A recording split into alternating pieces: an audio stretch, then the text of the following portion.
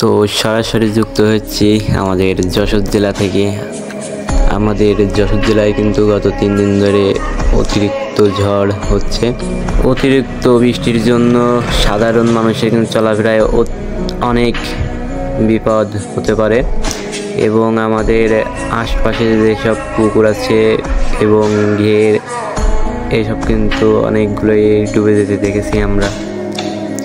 সাধারণ মানুষ গাড়ি নিয়ে চলাফেরা করাও কিন্তু অতিরিক্ত বিপদ, কারণ গত 2 দিন আগে আমরা দেখেছি যে একটা অ্যাক্সিডেন্ট হয়েছিল প্রাইভেট গাড়ে, যেখানে কিন্তু 2 জন মহিলা মারা গেছিল, 1 জন পুরুষ, 3 জন কিন্তু মারা গেছিল।